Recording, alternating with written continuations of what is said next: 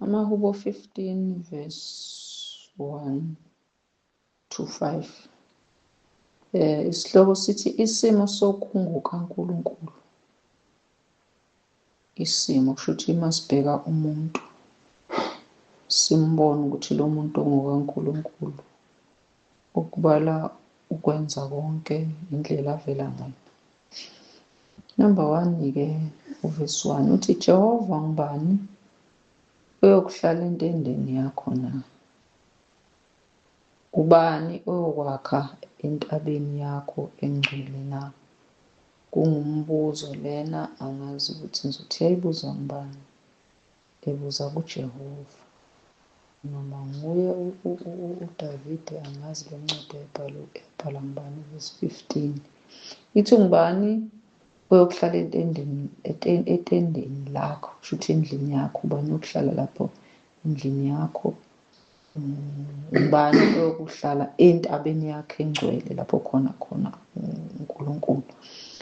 Uverse 2 uthi yilowo ohamba ngobuqotho nowenza ukulunga, okhuluma iqiniso enhliziyweni yakhe, ongahlebi ngolimi lwakhe, ongamoni umngane wakhe, nongamhlazi umakhelwane wakhe, obuka onengekayo ngokuza kumenyanya, kepha ebazisa abamesabayo uNkulunkulu, ofunga ngokuza kumlimaza nokho angaluphuli izwi lakhe, ongatsheleki muntu imali yakhe ukuba izale, nongamukeli umvuzo ngongenacala. Owenza lokhu akayikuzanyazanyiswa naphakade. Izwi lanamhlanje ngizoqala lapha uverse 2 ngithi nje yabo uverse 2 mangim-understand ukuthi yilowo ohamba. Makubuza ukuthi ngubani oyokuhlala etendeni lakho uNkulunkulu, ngubani futhi okuma entabeni yakhe engcwele, kuthiwa-ke yilo muntu ohamba ngobuqotho nowenza ukulunga, okhuluma iqiniso enhliziyweni yakhe. Semba ukuthi-ke umuntu ohamba ngobuqotho wenza njani? Umuntu ohamba ngobuqotho umuntu ohamba encike ukuthi umoya kaNkulunkulu ongcwele uthini ngaleso sikhathi. Ngokujwayelekile umuntu uhamba emazwini kaNkulunkulu. Unezinto eziwu-2 asinikeze zona, uthe sothanda umakhelwane njengalokhu sizithanda. Wayesethi sothanda uJehova uNkulunkulu wethu ngengqondo, ngomoya nakho konke kwethu, kuthandene kuphela. Uma senze lokho siyamthanda uNkulunkulu. Uthi-ke ohamba ngobuqotho umuntu ohamba ngokwezi, odirectwa umoya, owenza kahle kubo bonke abantu, owenza kahle ukuhamba kwakhe okuney'thelo zikamoya, nowenza ukulunga. Umuntu owenza ukulungile ngaso sonke isikhathi, ongabheki ukuthi umuntu ngubani, kepha owenza ukulunga. Ukulunga sikuthola kuJesu Kristu. Uma sikuya sinikeza umoya wakhe suke sesinakho ukulunga, uma futhi sizolalela iziyalo zonke asitshena zona. Ethi ukukhuluma iqiniso enhliziyweni yakhe. Umuntu okhuluma iqiniso enhliziyweni yakhe umuntu ozoba nento enhliziyweni bese kuzokuthi izindebe zakhe futhi zikhulume lokho. Khona izwi lithi uthi uNkulunkulu abantu bamdumbisa ngezindebe kuphela, kodwa inhliziyo ikude naye. Okusho ukuthi okusenhliziyweni nokukhuluma iqiniso okusenhliziyweni yakhe kube yikhona akhipha ngomlomo. Ungabe ukuthi enhliziyweni khona okunye indebe zisho enye into. Othi ongahlebi ngolimi lwakhe umuntu ongakhulumi ngomunye umuntu, noma umuntu ongakhulumi ububi, ekhuluma izinto ezingamanga ekungesizona. Ongamoni umngane wakhe, umuntu ongamoni, ongamkhubi umngane wakhe, ongamenzi umngane wakhe mhlampe ezibone engenye indlela azagcinela umngane wakhe akhubeka ngisho ekuphazamisekeni kuNkulunkulu. Nongamhlazi umakhelwane wakhe. Umakhelwane wakhe kusawumuntu oseduze kwakhe, awumhlazisi izinto. Kunezinye izinto kumele ukuthi ungabi yizona izinto mhlampe ozikhuluma agcine lo muntu loyo ahlazeka uma kulalela omunye umuntu ngenxa yezinto ozishilo ongamhlazi. Othobuka onengekayo ngokuza kumenyanya. Thini lijampelele. Number 4 ngiyobshekha unumber 5. Number 5, ongatsheleki muntu imali yakho ukuba izale. UNkulunkulu umuntu ozotshelekisa ngemali aphinde ayizalise, loyo muntu loyo umuntu oyini, uyena uNkulunkulu akakuthandi lokho. Uthanda ukuthi umuntu asize umuntu amtsheleke into yakhe. Kubazalwane, umuntu okholayo wathi umuntu uma etsheleke into yakhe amnikeze.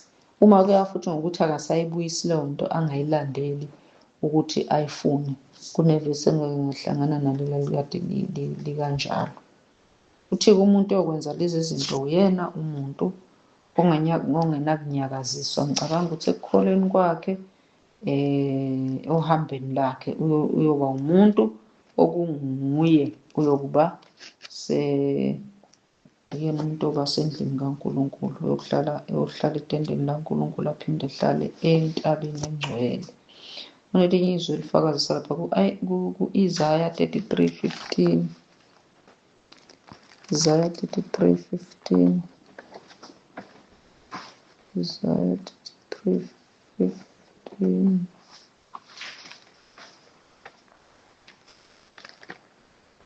33:15.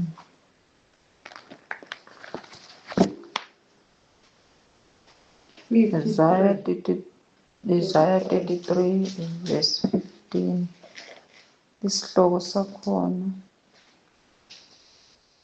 sithi ukukhululwa kweSiyoni. U-15 uthi, yena ohamba ngokulunga, okhuluma ngobuqotho, odelela inzuzo yokucindezela, othintitha izandla zakhe ukuze angamukeli imivuzo, ovala izindlebe zakhe ukuze angezwa ngegazi. Uma sihlola lena ethi yena ohamba ngokulunga, ngubani oyokuhlala etendeni likaNkulunkulu kuthiwa uye lo ohamba ngokulunga? Ukulunga kuyikho konke, ukuba mnene, ukuhlanzeka kwenhliziyo, ukuthoba, injabulo, ijoy, iqiniso. Umuntu owenza lezi zinto ohamba ebebheke lokho encike ukuthi manje iqiniso kunalona la, ukulunga kukhona, nokuyithoba la kukhona yini. Umuntu ohamba encike e-check-a lezo zinto, okhuluma ngobuqotho nendlela akhuluma ngayo, abheke ukuthi lokhu engikushoyo akumlimazi nomakhelwane, noma lokhu engikushoyo olalelayo uzuzani, khona nokukhula noma into ethile mhlawumbe engimsiza ngayo ngokaNkulunkulu. Umuntu odelela inzuzo yokucindezela, umuntu ongajajudiswa njengokuthi abanye abantu lapha emashophu abasebenzayo bayasebenza, aqede mayibona umnikazi webhizinisi ukuthi hayi namhlanje ilokhuzana mhlawumbe kuphela inyanga, abantu bayangena bayathenga, angasasibuka isikhathi sokuthi manje sekuyisikhathi sokuthi laba bantu bephume behambe, kepha yena efune nje ukuthi abantu belokhu behlezi beze bephumelele, futhi engabakhokheli, engakhulumisanga nabo, acela isikhathi sabo, usebasebenzisa, udla nanesikhathi sabo. Lokho kukucindezela ngoba kusikho lokhu abavumelane ngakho ngalesi sikhathi lesi beqashana, kepha ngenxa yokubuka isimo yena useyabacindezela, and then ngaleso sikhathi leso uyazuza yena. Ekuzuzeni kwakho ucindezela abanye abantu. Umuntu ongakwenzi lokho noma ongayemukeli, thothi nomunye naye ongayemukeli leyo nzuzo layazi ukuthi itholakale ngokuthi kunabanye abantu abacindezelekile njengakho ukuthi lapha nje ezweni bathatha iy'ndawo zabantu balima kuzo, kuqede lapho abantu kumele bakhe, abantu bagcina bethola indawo encane noma indawo engasile ngoba abanye babacindezele ngokuthi bethatha iy'ndawo zabo, bephila impilo engasenayo injabulo ngenxa yokuthi laba abanye bona bafuna ukuzuza noma benzani ibhizinisi engisakwazi ukuchaza levisi. Othintitha izandla zakhe ukuze angamukeli imivuzo. Kunezinye izinto ezenziwa uthotho omunye bazothi asamsothwala noma omunye ethi akubulawa ubani ukuze mhlawumpe anikezwe ukheshi abantu abazinkaphi. Thola ukuthi omunye wazile ukuthi into enjalo noma ekhaya usesebenzile ubaba ade ey'nkabi mayeselethe ekhaya kuyadliwa. Afike umama wasekhaya ethi-ke le mali yegazi, le mali ewuzuze kanje angihlanganyeli nje, angiyamukeli la ekhaya. Ovala izindlebe zakhe ukuze angezwa ngegazi. Omunye umuntu ongafuni ukuzwa noma ukuhlanganyela ey'ntweni ezenza ukuthi kulimala abanye abantu noma kufa abanye abantu, nguyena oyohlala endlini oyohlala etendeni likaNkulunkulu, abe entabeni kaNkulunkulu. Lowo muntu loyo onjalo, ongahambisani nobubi, ongahambisani nezinto umuntu akazenzayo ezilimaza abanye abantu. UNkulunkulu uthanda, uthanda wonke umuntu wakhe osemhlabeni. Noma ngabe usenza okubi, usuke azi uNkulunkulu ukuthi umuntu osuke esona ngaleso sikhathi noma owenza okuthile ngaleso sikhathi usuke engakalungisiseki ngokwakho uNkulunkulu. UNkulunkulu wazi umuntu nobona umuntu ukuthi la cha, la use-right, la use-right. Uma sekuya ngokuthi usekwenzile lokho waphinde-ke wahluka, okusho ukuthi usehlulekile endleleni, kodwa usuke engakazi ngaleyo nto. Umunye umuntu oseceleni ingakhethi asehluleli muntu, akwehlulelwana. Kodwa-ke ukwahlulela abantu manje sebeye bekusebenzise ngendlela yokuthi bafuna ukwenza izinto ezi-wrong ngebomu. Beqede uma betshena ukuthi cha, iqiniso lithi ngokuthi phela sazi ukuthi uma singabazalwane siyaqondisana endleleni, siyabonisana, bese bona yena ukuthi hhayi usuyangihlulela, ngoba futhi nakhona efuna ukwenza ngale ndlela ejabulisa yena noma yena azizwa ejabule ngayo. Uthola ukuthi abanye abantu abathokozi ngaleyo nto, kodwa yena uma ebona ukuthi yena iyamjabulisa efuna ukwenza ngaleyo ndlela. Yilelo zwi enginalo namhlanje. Amen. Uyabonga. Bazalwane, kunesinye isifundo ngasibona lapha kumaHubo 15 verse 1-6 esikhuluma ngesimo songo kaNkulunkulu. Engazi phela ngayifuna lento, ngifuna ukuthola ukuthi yini engazilungisa kuyo mina nje qobo ukuze ngibe sesimeni ekungesikaNkulunkulu. Kungakho ukuthi ngiyakhuluma but ngibonakale, ngoba umuntu mayethi isimo esithile into leyo esuke ibonakala. Futhi lokho kubonakala kungabe ukuthi kubonakala into nje, just a-action, but kugxilisa nasenhlizweni yami ukuthi enguphilayo okusenhlizweni yami ikhona lokhu okuze kuphumele ngaphandle. Eswani-ke uthi Jehova lapha, Jehova ngubani oyokuhlala etendeni lakho na? Ngubani oyokwakha entabeni yakho engcwele na? Imibuzo le ibuza ngumuntu oyisimo songo kaNkulunkulu ukuthi ngubani ngempela, ngubani ngempela lo oyobe engcwele, lona oyobe engumuntu ohamba eyohlala endlini kaKristu Jesu. Ngubani lo ongahambi yokwakha entabeni yakhe engcwele, ngoba lapha kufunakala umuntu ngisho nechashaza. Noma kuNkulunkulu engafuni i-perfection all the time, but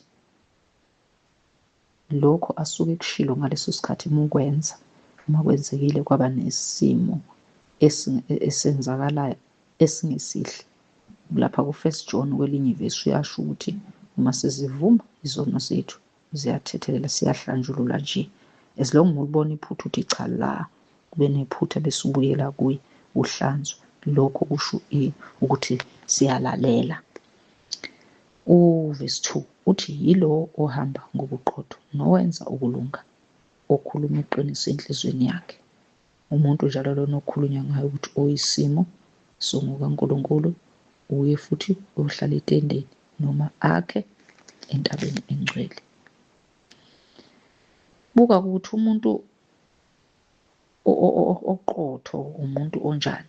Thola ukuthi umuntu oqotho umuntu owenza izinto ngobuhlakani kwasezulwini, ezingagcini zivuna abanye noma ilimaza abathile, kepha ngokwezimiso zikaNkulunkulu wenza lezo zinto lezo, njengokuthi thanda. Masithi thanda, akusho ukuthi thanda umuntu wakini noma thanda okholwa naye. Khona kwelinye ivesi athi usizane ukuthanda umuntu omthandayo, yabona.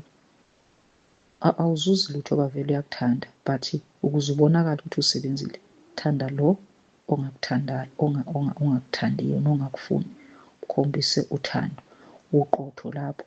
Uma ngabe ufika abantu benesimo esithile,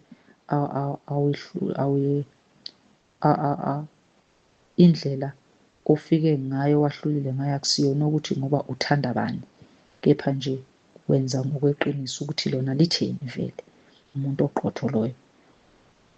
Ngizibuka nami ukuthi angabe Nkosi ngibaqotho kuyo yonke into engiyenzayo. And then nithi-ke nowenza ukulunga. Ukulunga-ke kuyini? Ukulunga yikho konke okujabulisa uNkulunkulu. Siyahlola okuyintando kaNkulunkulu ey'ntweni esizenzayo, ey'ntweni esizikhulumayo. Asibuki ngamehlo enyama bese sijaja, but umoya kaNkulunkulu okithi iwona osenza sibone okulungile nokufanele uNkulunkulu okungamhlambalazi. Okhuluma iqiniso enhlizweni yakhe. Unjani umuntu okhuluma iqiniso enhlizweni yakhe? Yiloyo othi mayithi ngiyakuthanda nenhliziyo yakhe ithi yebo. Kunjalo, kungabi nechashaza. Ingakho uthi ngiyakuthanda umuntu azakhage kodwa inhliziyo ibithi cha, angimuphiwe lo. So lapho-ke uma ngabe senza njalo kusho ukuthi asikakabi nalo iqiniso enhlizweni. Nami kukhona ezinye izinto phela ezinye izinto ozenza uthi wena wenzela ukuthi umuntu angakhubeki. Uthola ukuthi ezinye izinto uyazenza but ngaphakathi azivumi, ngisho njalo. Akuhambisani into esenhlizweni nale oyenzayo, kodwa usuyenzela ukuthi phela, uyabona, ususengenza phela. Kuningi engikwenzile nami okunjalo. So kungifundisile ukuthi-ke kusho ukuthi uma ngiqhubeka ngenza leyo nto leyo kwezinye izinto, kusho ukuthi-ke mina angeke ngikwazi ukuhlala etendeni, angeke futhi ngize ngikwazi ukwakha entabeni kaNkulunkulu. Futhi-ke lokho akusona isimo sokungukaNkulunkulu, ngoba sinokungabi naqiniso kukho. Athi u-3, ongahlebi ngolimi lwakhe. So yangifundisa futhi lapho ukuthi ukuhleba yini ukuhleba? Ukuhleba kukhuluma ngumuntu engekho kuze kube kumbi kakhulu, uzokhuluma amanga, ukhuluma izinto ezingekho. Is from inhliziyo yakho usuzohleba ukuthi loya muntu uzizwa kanjani ngayo. Kuqubuka phakathi enhliziyweni ugcina uhleba. Sometimes omunye umuntu ukhuluma ngoba efuna ngathi uyam-own umuntu kube ngowakhe, amenzise isithixo sakhe, yabo, engafuni ukuthi umuntu mhlawumbe agcine azana noma ekhonethana nabanye abantu. Omunye yebo, izinto ezinjalo. Uthi ongamona umngani wakhe. Ukwenza njani ukona umngani wakho? Lokho ukuthi kube nezinto ezimbi ozenzayo, uthi lezi zinto uzenza ngokujabula kumoya wakho. Uthole umuntu akajabuli kepha wena mu-happy, ufuna uzenze lezo zinto, kanti omunye umuntu uyamlimaza. Ukungaqapheli ukwenza ukwenzela wena uthi mina as long mina nangi-right, kanti uyamona umngani wakho. Nongahlanzi umakhelwane wakhe. Uma ngabe uhlanza umakhelwane wakho nokungamhlanzi umakhelwane wakho, yilokho kokwenza izinto ezinye okumele angabe uyamprotect, uyamvikela ngothando. Wena lezo zinto lezo uziveze kwabanye abantu, uthole ukuthi ezinye izinto bekungamele vele ukuthi uze uyihambise kubantu, kepha uyazikhuluma ezimhlazisayo zimenze ilokhuzana yakhe ubuyena wehlisa izinga la ukumlulaza kahle kahle kwabanye abantu. Obuka, okay, ngizokujampa leli ukuchaza leli, bese kuzokuba Ngiye kwi-sentence ethi ofunga okay bazalwane, ngiyaxolisa laphana kuvesi 5 lothi ongatsheleki muntu imali yakho ukuba izale. Yebo, awukhiphi izinto zakho ngoba ufuna i-interest. Lokho kufika kimi nokuthi angithandi umuntu ngoba nakhu ngifuna ukuthi naye angithande, yabona, ngoba nalokhu ukwenza into ngoba uthi naye loyo muntu loyo uzoyenza leyo nto noma yenze ngaphezulu, kusayikho lokho-ke kusayikho lokhu ukwenzela ukuthi wena uzohlomula futhi okukhulu kuloyo muntu loyo. Yebo. Khona elinye ivesi elithi umuntu uma umtshelekile, thina bazalwane, etsheleka into yakho awubusalokhu umlandelela-ke uyifuna leyo nto. Uma ngabe nganayo umzalwane, umuntu uyamyekela kanjalo, nongamukeli umvuzo ngongenacala owenza lokhu akayikuzenzaniso naphakade. Kunabantu emhlabeni nje uthola ukuthi-ke abazali bebenezinto sebeyashona, bashiyela iy'ngane zabo. Uthola ukuthi laba ababasizayo sebeyabhenefitha, bayahamba baqamba amanga, ba-withdraw iy'mali, even nje abanye benze insurance ukuthi kuzongcwatshwa umuntu loya, kanti kwenzela ukubhenefitha yena. Uthe uzongcwaba umuntu akasamngcwabi, thothi kuney'ngane akasenzi lutho, seyahlukaniselana nabanye abantu noma yinto ethile nje. Usuzothatha leyo nto leyo uthothe intandane noma yabafelokazi noma yabampofu noma akakusiyona yakho, yaziphi lo ngaphi, usukhuluma ngayo nabanye, ayisafinyeleli lapho kumele iye khona into. Wena usuhlukaniselana nalabo.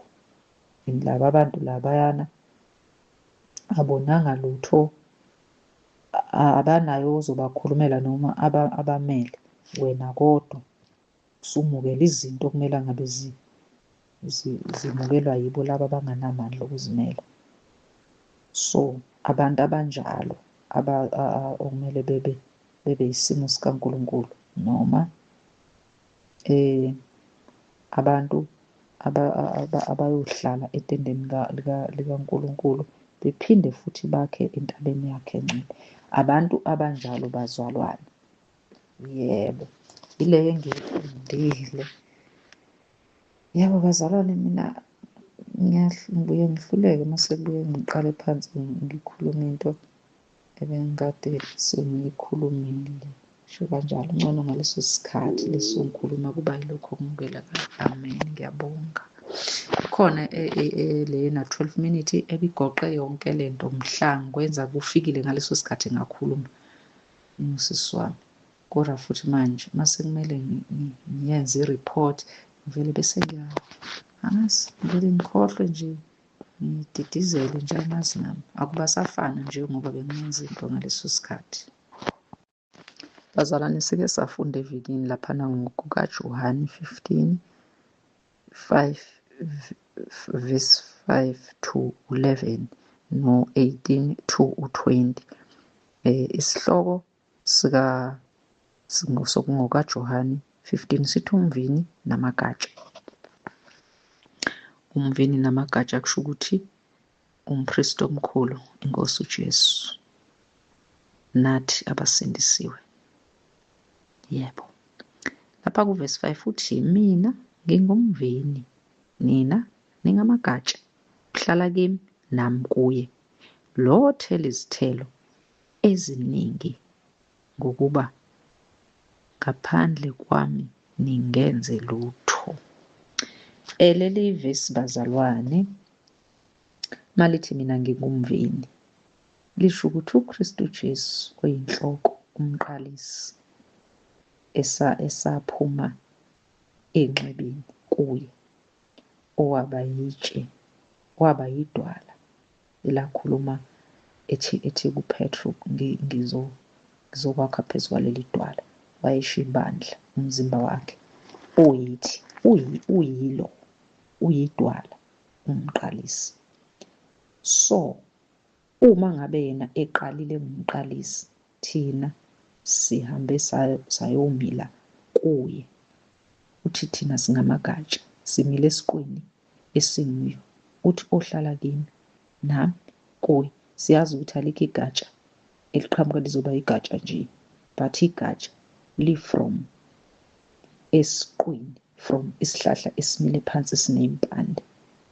Sithi noma likhula igatsha likhula ngoba iy'mpande zesiqu yizona ey'gxile phansi ey'landa amanzi bese zizosabalalisa esihlahleni.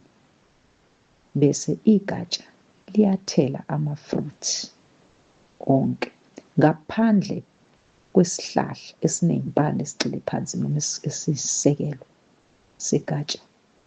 Igatsha liyafa, liyabuna lishe, alitheli lutho, kepha kuyaphela ngalo. Yebo bazalwane, leli vesi ingiyise kuwona Isaya 11. Ngifike lelo vesi mangabe ubuka leli vesi ukuthi laphana-ke ku-Isaya 11 verse u-2 engizogxila kuwo kakhulu. Ngizoqala ku-1 noma zokufunda yena u-2. Isihloko sakhona sithi ihlumela likaJese. Uvesi 2 uthi umoya kaJehova uyakuhlala phezu kwakhe, umoya wokuhlakanipha nomoya wokuqonda, umoya wamasu nomoya wamandla, umoya wokwazi nomoya wokumesaba uJehova. Intokozo yakhe iyakuba sekumesabeni uJehova, akayikuhlulela ngokubona kwamehlo akhe, anganqumi ngokuzwa kwezindlebe zakhe. Abo bazalwane, leli vesi leli uma ngale lithi ivesi mina ngingumvini, lihambisene la ukuthi la kwakusaprofethwa ngoJesu Kristu, kukhulunywa ngehlumela. Uvesi 1 uthi kuya kuvela ihlumela esiqwini sikaJese, kuphume igatsha ezimpandeni zakhe. Kwakukhulunywa ngoKristu Jesu kusaprofethwa ngayo, noma kungabekwanga indlela mina engi-understande ngayo, kungabekwanga kanjalo. Ukuthi uyofika mayefika ezoshumayela ivangeli, kunabantu abayothatha lelo vangeli lofike limile kubo. Okay, kuyobe sekumila amagatsha abantu abathanda uNkulunkulu, abahamba ngokwezwi likaNkulunkulu, bethatha lezo zinto kuKristu Jesu. So labo bantu labo, ukuze belokhu zoba besuka esiqwini, bayoba nomoya kaNkulunkulu. Umoya kaNkulunkulu uyokuhlala phezu kwabo. Umuntu-ke mayesenomoya kaNkulunkulu akazilawuli, kufika lowo moya kaNkulunkulu kube yiwo ofika uphile phakathi kwakho. Umoya kaNkulunkulu uyazi ukuthi ubaba uNkulunkulu uthanda yini akangayithandi, and kuba lula ukuthi noma enze izinto azenze kalula, kungabi ngumthwalo, ngokuba vele umoya osuke kuyo osuke usudirect. Umoya wokuhlakanipha ey'ntweni zonke adibana nazo kuba khona ukuhlakanipha. Ukuhlakanipha siyakubona ukuthi uNkulunkulu ukuncome kakhulu mayedala umhlaba. Ukuhlakanipha ufake kakhulu izinto eziningi uzenze ngokuhlakanipha. So nathi mangabe sihlezi esiqwini, sihlezi kumvini, ukuhlakanipha vele kukuye, kunguye uqobo. Nathi kusho ukuthi izinto eziningi, ukuphendula, indlela yokukhuluma, indlela yokwenza, kube kunokuhlakanipha phakathi. Lapho kudunyiswe iNkosi yethu uJesu Kristu. Nokuqonda, umoya wokuqonda, siyaqonda ikhathi esiphila kuzona. Masibona izinto asibheki njengabantu, sibuka bese umoya wokuqonda usifundisa ukuthi-ke lokhu ngabe kusho ukuthini, so siphila kanjani, silwa kanjani, sikhuluma kanjani, sicabanga kanjani, sivumela ini, senqaba ini. Umoya wamasu, sekukhona-ke isimo. Umoya wamasu uyasisiza ukuthi sikwazi ukuphula ukundlela noma ukuphunyuka ezimeni, nokuthi sikwazi ukusiza abanye abazalwane nabanye abantu, nokukwazi ukusebenza sihambisa iy'ndaba ezinhle, ivangeli, ngamasa amahle lapho kuthiwa kuvaliwe izinto azenzeki, nowamandla umoya wamandla ngikwazi bazalwane ukuthi bakhuluma ngamaphi amandla, kodwa-ke ngizokhuluma ngezinto esikwazi ukuzenza ngey'khwebo. Lapho khona sifila singanamandla khona umoya wamandla esifakwe wona uyakwazi ukuthi sikwazi ukwenza izinto. Kuba umoya wokwazi. Uma sinomoya wokwazi sisuke siqonda izinto lapho ukuthi zihamba kanjani. Izinto lezi sihlola nokuthandeka kubaba wethu sezulwini senzani khona, nokumesaba uJehova. Uma usunomoya kaNkulunkulu, usunomoya wokumesaba, khona ivesi elithi ukuqala ukuhlakanipha kuwumesaba uJehova uNkulunkulu wakho. Okusho ukuthi lapho uhlezi kahle and yonke into ozobe uyenza ngendlela okuyileyo ewumoya kaNkulunkulu ayifunayo emthokozisayo. Athokoze njengoba athokoza nakuKristu Jesu inkosi, ukuthi iyona indodana emthokozisayo, wathokozile futhi ngayo.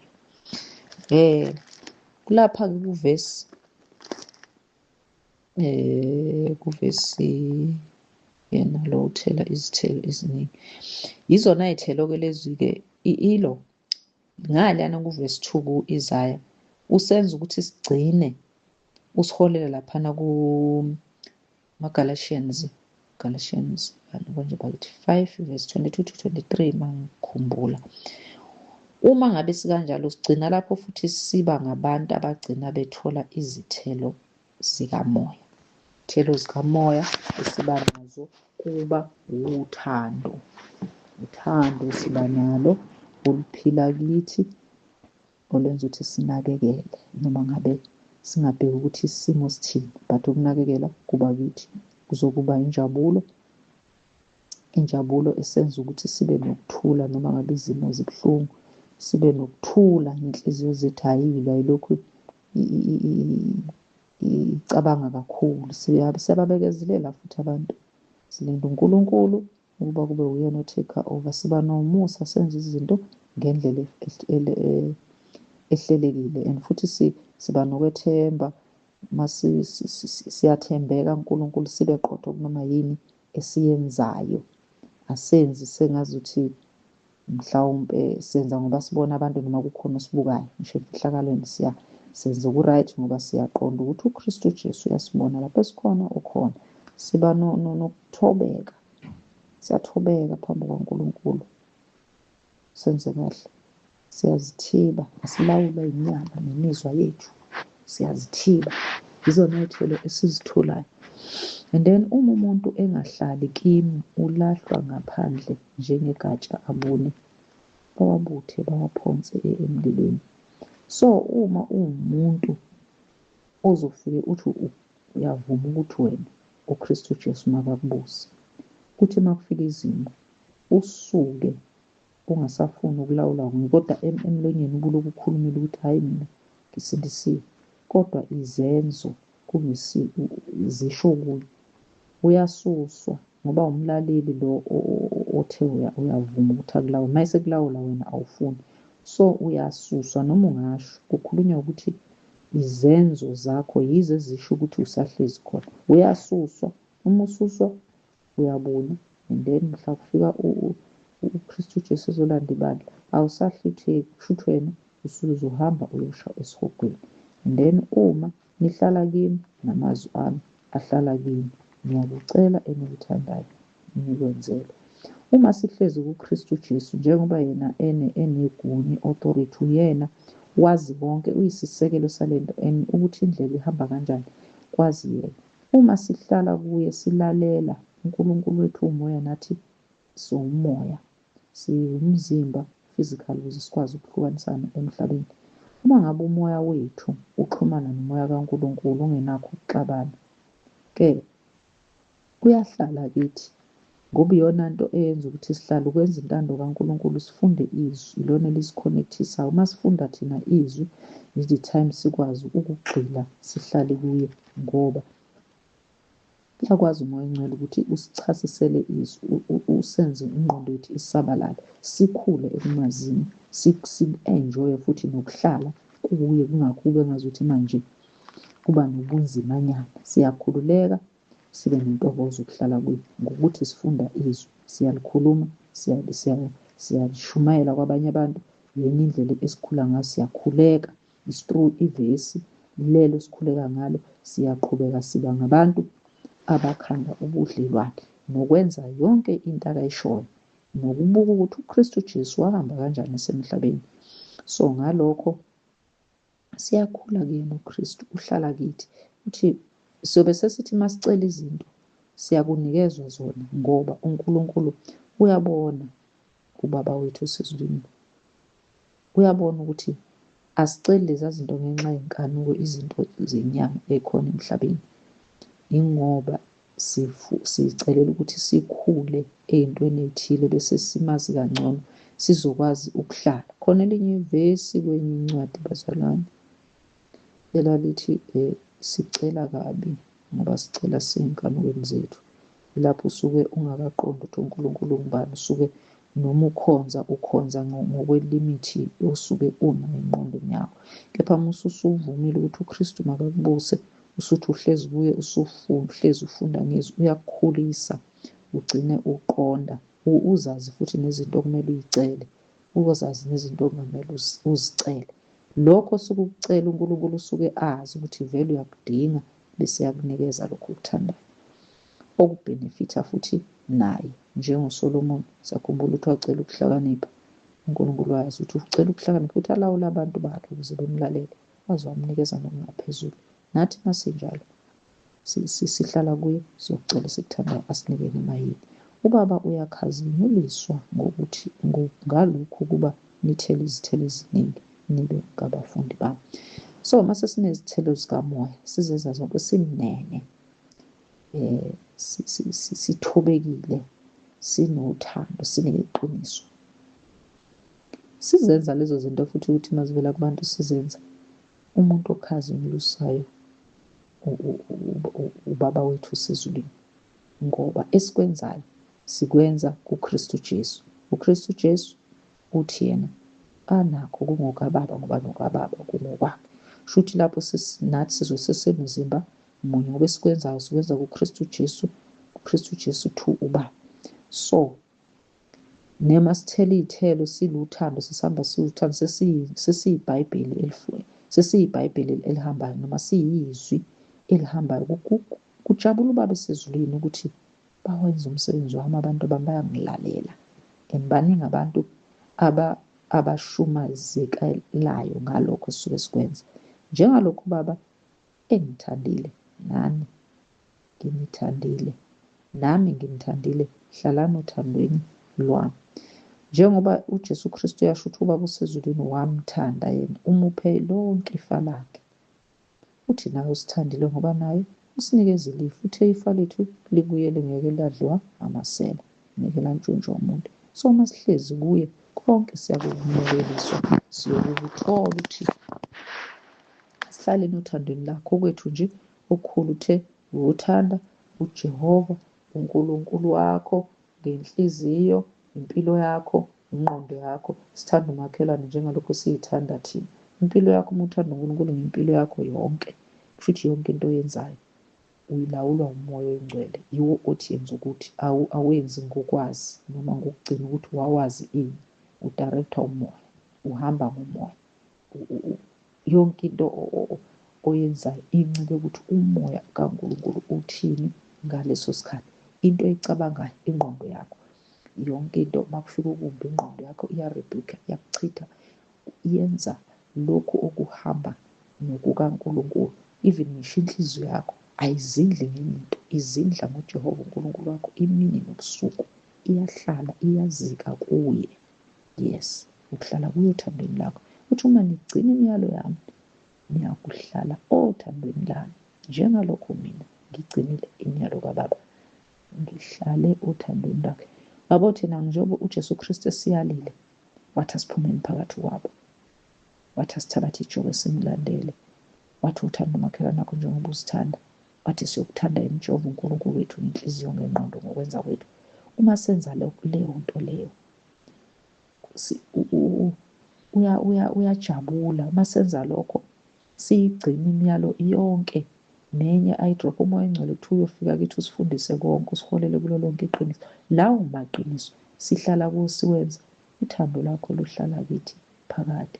Uthi ngimtshelile lokho uba ukuthokoza kwami kube kini nokuthokoza kwenu kugcwale. Yabo nje masihlezi kuyena uKristu Jesu, uthi mayisibheka wenza njengobaba, wathi mayifakwa emanzini ebhaphathizwa uJohane, emcuza emanzini, kwehla umoya ongcwele uyijuba wahlala kuye. Kwase kuba nevoice ethi, lo uyindodana yami ethandekile. Nathi-ke kuba kanjalo kuye mayisibona sabala emhlabeni, noma siyahlushwa, noma siyathukwa, noma sizwani, kepha thina sithi Baba, mayenzeke intando yakho, mayenzeke intando yakho, njengoba ngavuma ngathi wena yenza yonke into. Makube makunjalo, indlela yevangeli lelo uKristu Jesu aliphila, elokuhlukunyezwa, akulona lokungcebeleka, alilona lokukhetha ukuthi cha lokho ngihambisana nakho, hayi cha lokho angihambisani nakho. Uvumela yonke into, ufane nembongolo ayigibelayo, uvumela yonke into, futhi noma uyivumela awukhononti, uyavuma. Ukuhluleka kukho sithi Baba ngiyahluleka, uthe ijoka lakho lilula, yes ngase ngilithabatha. Kuney'ndlela eziningi asebenza ngazo, futhi uyazi, futhi uyabona. Laphana-ke ku-18 ithe inzondo yezwe.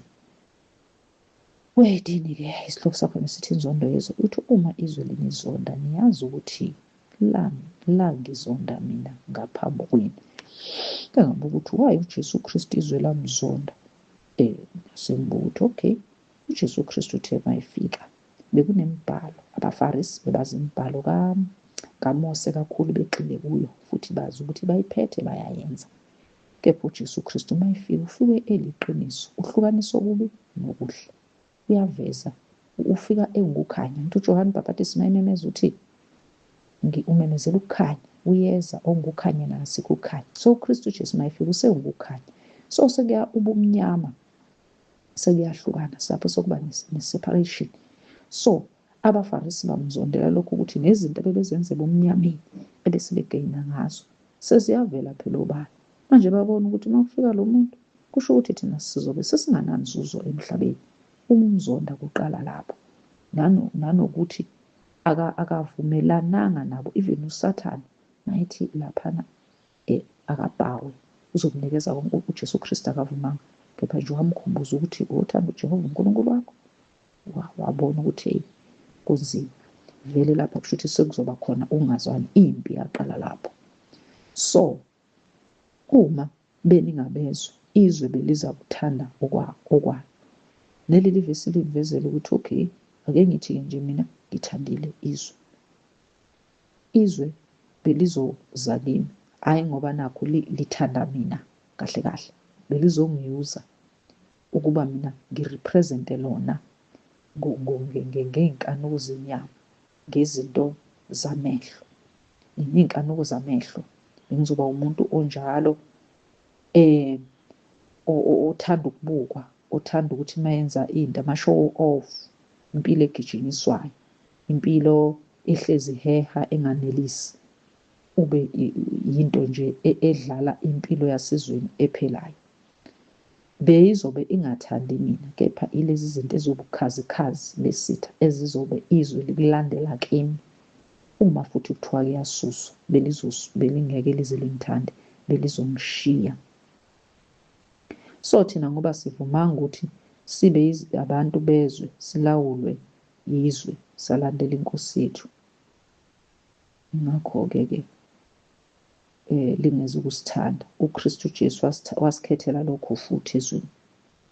Izwe alisithandanga. Uthi khumbulani izwi enganitshela lona mina lokuthi inceku ayinkulu kunenkosi yayo. Uma bengizingele mina, nani bayokunizingela uma begcina izwi lami nelenu bayakuligcina. Lokho kusho ngokusobala ukuthi noma singaphuma sishumayele, siyazi ukuthi sibheke ukuthi uKristu mhla ehamba eshumayela ivangeli babenze njani abantu. Ngiyangithola ukuthi abantu babegijimela kuKristu befuna ukuyophulukiswa, khona babefike bebona ukuthi uNkulunkulu unguye, uphila kuye indodana yakhe, begcina bemlandela njengaloya wabamkhipha uchoko, wagcina ehamba esememezela.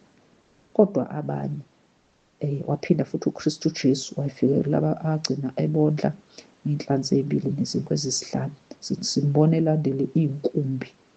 elandelwa zinkumbi zabantu, hhayi ngoba zifuna ivangeli, kepha ingoba kuyadliwa, kuyaphunyelelwa. Abanye base bemkaka left and right. Khona kwelinye ivesi lapha kuMark 1 lapho esathola khona ukuthi uKristu Jesu mayesuka emzini laphana umkhwekazi kabani konje,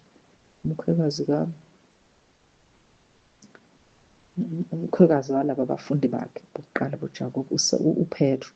So uma ngabe eqeda ukumphulukisa lapha ntambama abantu bagcwala sebezofuna usizo kuyena manje. Abezi ngoba nakho bezolalela, bezothatha ivangeli, kodwa beze ngey'nkinga. Uma ngabe evuka ekuseni ey'ntathu eyothandaza entabeni, bayamlandela abafundi babo oJakobe, bayamtshela ukuthi abantu bayakufuna. Into aphendula ngayo, anti basakhona abantu lapha abafuna uKristu ukuthi azobasiza, kepha uthi uKristu abaye kwezinye iy'nagogo bayoshumayela ivangeli ngoba ilokho akakuzele. UKristu Jesu wayezele ukuzoshumayela ivangeli bese bonakalisa amandla kaNkulunkulu kulabo ababephoyintiwe ayebabekile, njengalo munye nje esathola ukuthi wayekade kuthiwa akazange wazalwa enjalo, senkohlwa ukuthi wayenjani. uNkulunkulu uthi lokho ayekwenziwe ukuze mayefika uJesu bese kwazi ukuthi enze umsebenzi. Kunabantu uNkulunkulu asuke abayekile ey'nkingeni ukuze kubonakaliswe amandla, hhayi ngoba nakho inhloso ukuthi uzophulukisa abantu bephinde bebuyele ey'ntweni zabo, ukuthi azobasiza kubonakala amandla kaNkulunkulu, beguquke ey'ntweni ey'khona, ebonisa ukuthi akekho omunye ongenza izinto zenzeke ngaphandle kwakhe. So uma ngabe uKristu lapho enza lezo zinto noma esindisa abantu aye umuntu ohujwayo efuna ukushawa, akusho ukuthi nathi ivangeli lizoba lula. So hlezi isilisa sigijinyiswa kunjalo, uthi noma kunjalo uthi thina asijabuleni sithokoze uma nje yonke into yenzeka ngenxa yegama lakhe, ukuthi sibusisiwe, siyathokoza, ngabe siqalekisa, siyababusisa, siyabakhulekela, siyabathanda. Yilokho akushoyo. Shuthi-ke thina as amagatsha yilezo zinto okumele sikuthi sizenze: ukuthanda, ukuhlala uNkulunkulu, ukuphila ngaye, ufunda izwi, uzindla ngalo, ukushumayela. Masilishumayela liyaxhubeka liyagxila kithi. Yilokho bazalwane, uJesu Kristu inkosi. Amen. Mayibonge Inkosi bazalwane endaweni zonke lapho nikhona, emakhaya abafundi, ngibingelele nabazali, ngithi uJesu Kristu inkosi. Ngiyanithanda bazalwane, ngiyanikhumbula bodadewethu nabafowethu enkosini. Ngizosho iripoti yaseMbazwana mayelana nendawo yaseMbazwana. Yebo bazalwane, into engiyificile-ke eMbazwane, izinto zikahulumeni banama-RDP, I think nama-toilet noma anganakanga, ngoba phela imizi yala isehlathini bafethu uthuka nje ubona umuzi uhambe ubona irufu sometimes. Into abanayo amanzi, angikaze ngibone umfula, kodwa-ke banama-boreholes abantu emakhaya abo. Abantu-ke babey'fakela ama-boreholes if ngizwa, and then ngibonile ukuthi abanawo umona. Uyakhona nje ukuyocela omzini othile bekunikeza amanzi. Abanye zwile ukuthi bayafaka amaphayiphi, bexhume uma bethanda bemfakele ukuthi akufake iphayiphi uyofaka umpompi kwakhe.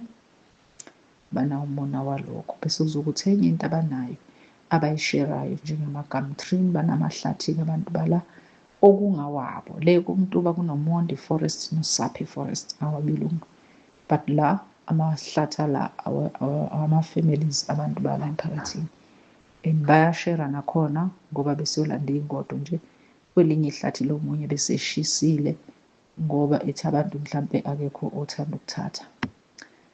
nala ekhaya ekubeni akhona ama-gum tree, nehlathi lakhona elikhulu nalo nama-gum tree seduze kwalo-ke. So ngibonile ukuthi-ke abanawo umona, uma kuqeda ukuvuna ama-gum tree eyise emashop, makukhona okusele noma kunjani uyahamba uyocelela uyilandele for free, konke kusuke seku-ready. Wena kwakho ufika ne-transport nokuthatha nje ufake laphaya, suke kukhathiwe kulungisiwe konke. And then okunye engikubonile kule ndawo, hhayi ama-fruits akhona akawentaba. Ngize bafethu ngabona ngisho amagranadile ukuthi kanti ayakhona nje ukuzimilele ehlathini, ehambe emile, hhayi ukuthi mhlawumbe uzohlangana nesihlahla esodwa sithi qwa. Cha nje maningi, even ngisho amahlala lapha ekhaya labafundi sagcina siwabeka emva kwendlu sangawadla, angazi noma abola noma agcine enze njani. Izinto eziningi lapha nomgwagwa ney'hlahla ey'nkulu nje kuningi, iy'ndoni. Ngibona ngisho emizini yabantu ukuthi iy'hlahla ezinkulu kakhulu. Usisi wami wazangitshela ngesikhathi befunda, umuntu uma behambe esikoleni, uma ebuya sometimes ubuya esuthe endleleni ehambe edla nje, ngoba kuningi okudliwayo, kuningi kakhulu okudliwayo. Even ngisho isihlahla selala nesundu maningi, ngathi nje akuchithiwe. Kunezinto ey'dliwayo lapho-ke ama-fruits akhona. Bengingazi ukuthi nalesi esinye sinama-fruit. Izinto ezichithiwe ama-fruit entaba. And then khona okunye engangakubona ku-YouTube kudala, isihlahla samakenati bafethi esikhulu. Ngangithi-ke kodwa ba-edithile. U-anti izolo ukhulume ngakho sithutha iy'ngodo zokubiya la, basifuna ukubiya for ukuthi kuzotshalwa ngesikhathi sokutshalwa kulo mhlaba omkhulu okhona la ngemuva. So wazokhuluma ukuthi into engavumi ukumila la ama-peanuts lawa isihlahla esikhulu, bathi saseMozambique. So besikhuluma lapha ekudleni ukuthi amafutha awekho right, ethi iy'ngane zakhe y'thanda ama-peanuts anempilo. Bekhuluma ngabantu abaqinile nabantu abaningi nje asebebadala. Usisi wami angazi ukuthi wayeyaphi, wahlangana nesalukazi sina-80+ sihamba sithi angazi sisuke saye edrobheni embazana ngenyawo, sasuka sayaphi. And angazi noma futhi bathi siyalima, sidala kodwa angeke uzusho, sikutshela kahle nje ukuthi iy'nyawo zami zikuthatha zikubeke. Sasho futhi ukuthi asidli yonke le nto abantu abayidlayo, sidla ukudla okunama-peanuts, ikhona uku-healthy, then amafutha athengwayo nezinye izinto, sidla lezo zinto lezo-ke. So ngabona ukuthi nalapho umuntu uyafunda futhi. And futhi-ke besibuka yena u-anti, hayi bo, anti unear to 60 kodwa iy'godo ey'nkulu, ngazi iy'godo ziyasinda leziyana, nomzimba omunye nje omngangami, thatha nje ibeke ehlombe engathi uthatha iphepha shi. And mina nosisi wami besiquqa ezethu sibabili, kodwa ezakhe eyi-1 ey'nkulu futhi thina besibuye siquqe lezi ey'kahle, ezakhe ziningi okudlula ezethu. Athi hayi bo, ngeke anti, umuntu nje ohlezi ephishaphisheka, akakhathali ngoba ukuthi hayi ngeke abantu ba-strong la ngaphandle. Uzwathi yena is not about uzothi umuntu ugugile ngoba ubona ibhodi. Into inokuthi uyaphila yini emzimbeni, no matter ukuthi ubukeka emdala noma ubukeka emngakanani noma ngabukeka emncane, but ma enganakuphila lo muntu vele ufana nento vele nje kanjalo.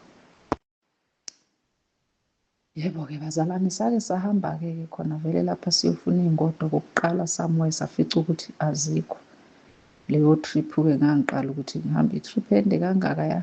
Sisi wami waqala wangikhohlisa wathi kufana nokusuka ekhaya labafundi uye egodweni. Egodweni-ke mina angikwazi, angaze ngiye khona. So sahamba kodwa-ke indawo ende singakaze kuthiwe sihlala phansi senzani. Sasuka ngabo 8 la, sabuya ngabo 11:30 to 12. Umuntu wayengakhathele-ke kakhulu ngoba vele umhlaba walapha uyalingana nje, uhamba flat. ihlabathi libuye lingathi liba layithi kanjalo kanjalo emgwaqweni.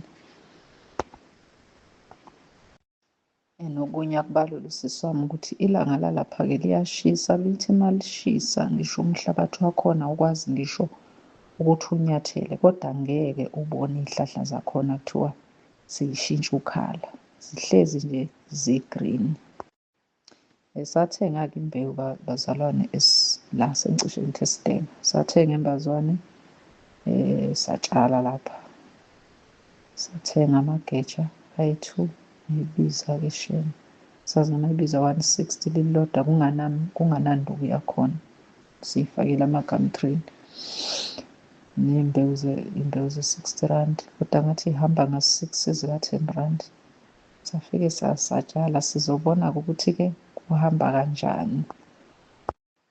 Namanje kusabhizi ukuthi unomunye umzala wakhe amcelile ukuthi abhushe la ngaphandle sisuse iy'hlahla ngoba bese kwenile phela la bekungahlali muntu. Uma ehamba ekhala abafundi akusalanga muntu ngoba ubethe kwakugcina ukuthi kuheshwe ngo-August last year ngoba efika abantu umsebenzi omningi uma efika la nje bese kufana nasehlathini. Ngala evangelini sibonile even no-anti mayiphendula ukuthi abantu abacaciselekile ngendaba kaJesu Kristu noma insindiso bayayazi kodwa ngendlela erongi, okuyilena eqale yafika la yagijinyiswa kakhulu, eyenza ukuthi abantu bevimbeke ukuthi manje bephenduke ngoba babambe lokhu kwasekuqaleni abaqale bakufida.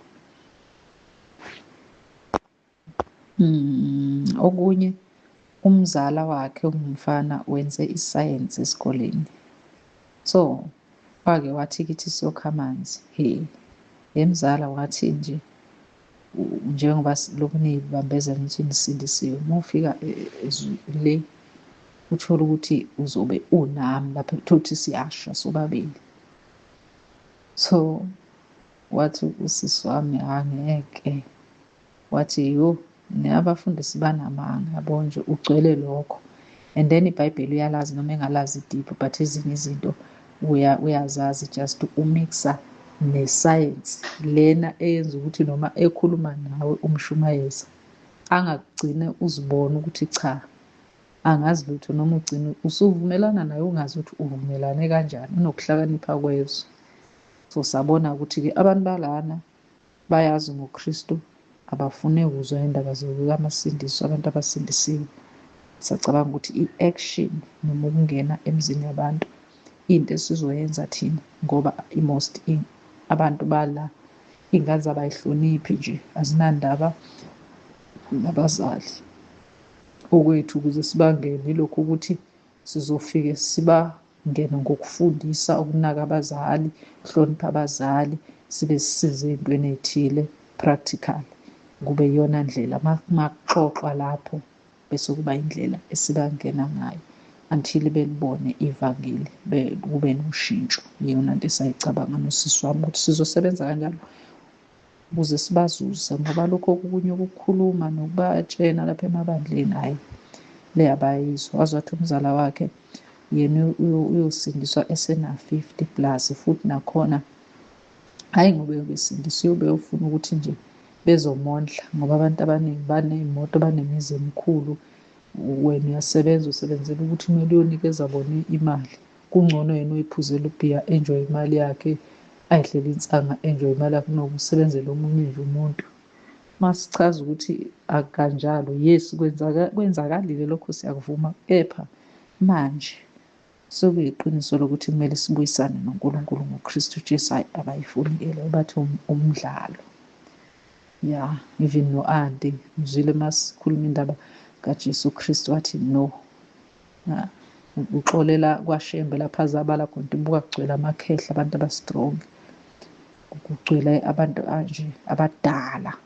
Then musuzubuka ezinye nje abanye abantu or amanye amabandla, uKristu ababhiliveli kuye babhilivela kuNkulunkulu.